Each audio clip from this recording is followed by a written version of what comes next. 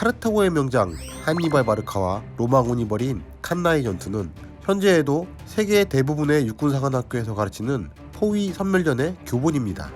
이 전투에서 로마군 5만여 명이 전사하는데 역사상 단 하루 동안의 전투에서 그토록 많은 전사자가 발생한 전투는 1차 세계대전 중 서부전선의 전투를 제외하고는 없었다고 합니다. 여러 번의 큰 전투를 승리로 이끌며 로마를 거의 멸망시킬 뻔한 한니발이었지만 결국 전쟁에서는 지고 맙니다. 기원전 241년에 끝난 제1차 포에니 전쟁에서 카르타고는 로마에 패배하였고 이때 지중해의 요충지인 시칠리아, 사르데냐, 크로시카 섬을 빼앗기게 됩니다.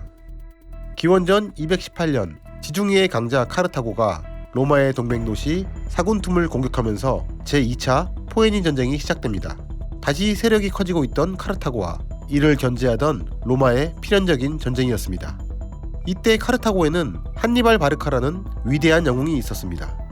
그의 아버지인 하밀카르 바르카는 제1차 포에니 전쟁 때 맹활약한 장군이었고 아버지의 용맹함과 총명함, 성실함을 빼어닮은 젊은 장군 한니발은 병사들에게도 인기가 많았습니다.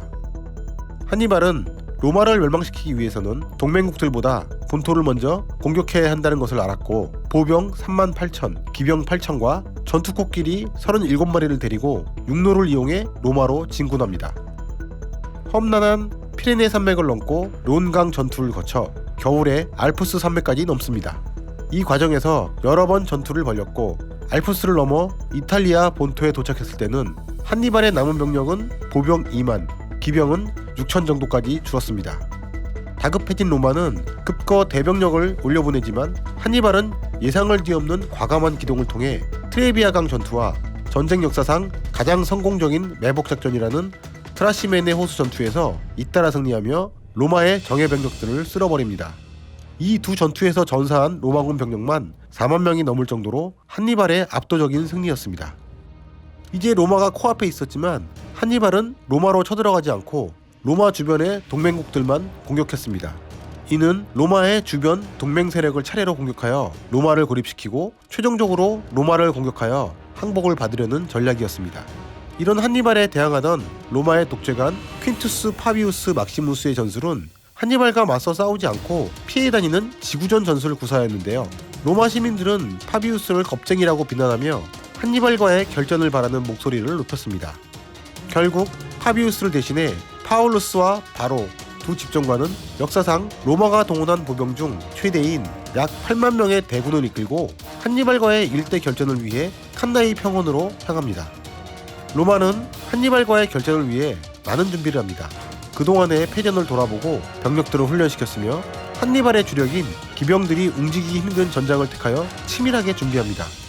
로마군 입장에선 절대 질 수 없는 싸움이라고 예상했지만 한 가지 문제가 있었으니 바로 상대가 한니발 바르카였다는 것이었습니다. 8만이 넘는 로마군에 비해 카르타고군의 전체 병력은 5만 명으로 열세였으나 기병의 질과 숫자에서는 카르타고군이 유리했습니다. 로마군은 주력인 중장보병을 중앙에 배치하고 우익을 로마 기병, 좌익에 동맹군 기병을 배치했습니다. 로마군의 전략은 밀집된 강력한 중장보병을 이용해 카르타고군의 중앙을 돌파하려는 의도였고 그러기 위해선 양쪽의 기병들이 버텨줘야 했습니다.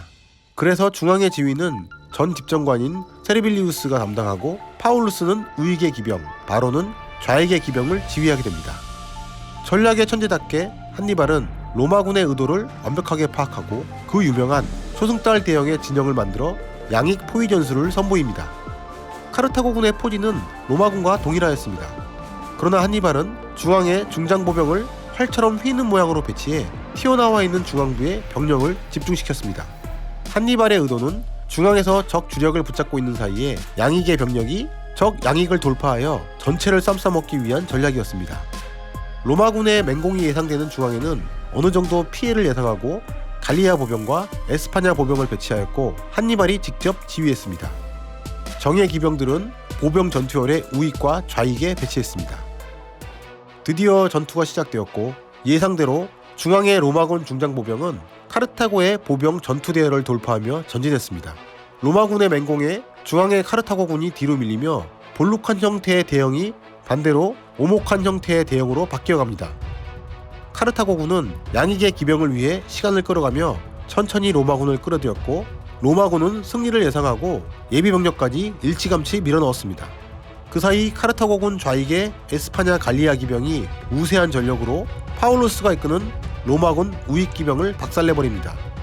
한편 카르타고군 우익의 누미디아 기병과 로마군 좌익 바로의 기병은 호각지세로 전투를 벌이고 있었지만, 좌익에 있던 카르타고군의 에스파냐 갈리아 기병이 뒤에서 덮치자 결국 무너지고 맙니다.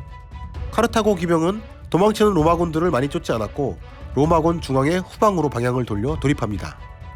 한편 로마군 중앙 전투대열은 카르타고군 중앙을 돌파하고 있었으나, 한니발의 숨겨놓은 정예보병인 아프리카 보병들이 중앙 전투대열 양익에서 밀어붙이자 전진하지 못하고 있었고, 이때 양익의 로마군 기병을 정리한 카르타고군 기병이 후방에서 공격해왔습니다. 후방을 공격당한 로마군은 패닉 상태에 빠져 앞뒤로 밀집되기 시작했고, 안 그래도 밀집된 대형에서 중앙의 병사들은 사방에서 몰려드는 병사들의 압박을 못 이기고 압사당했습니다. 후방에서 돌입한 카르타고군 기병들과 중앙의 아프리카 보병들은 패닉에 빠진 로마군을 일방적으로 학살하기 시작했습니다. 대부분의 로마군은 너무 밀집된 탓에 제대로 싸우지도 못하고 포위된 상태 그대로 전사했습니다. 칸나이 전투에서 로마군은 거의 5만 명 이상이 전사했고 1만여 명은 포로가 되었습니다. 파올리라는 역사학자에 따르면 1분당 600여 명의 로마군이 죽었다고 합니다. 최고 지휘관 중 한 명인 파울루스는 장렬히 전사했으며, 중앙을 지휘하던 세르빌리우스와 지휘관으로 참전한 80여 명의 원로원 의원도 전사했습니다. 전사한 수만 명의 로마군 시신이 칸나이 들판에 널브러져 있었고, 소식을 들은 로마의 여자들은 광장에 나와 울부짖었습니다.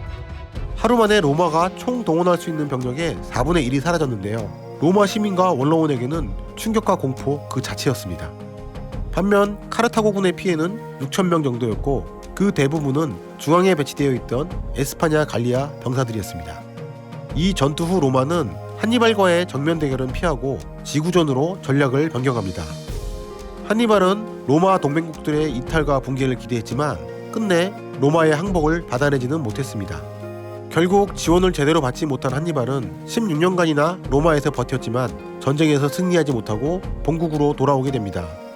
이후 자신을 연구한 또 다른 천재 스키피오가 이끄는 로마 원정군과 자마에서 대결하지만 패하게 되며 결국 로마에 항복하게 됩니다. 기원전 146년 3차 포에니 전쟁에서도 로마에 패배하면서 카르타고는 멸망합니다. 로마는 타국으로 망명한 64세의 늙은 한니발조차도 두려워하였고, 결국 한니발은 로마로 끌려가 구경거리가 될 운명을 거부하고 자살을 선택합니다.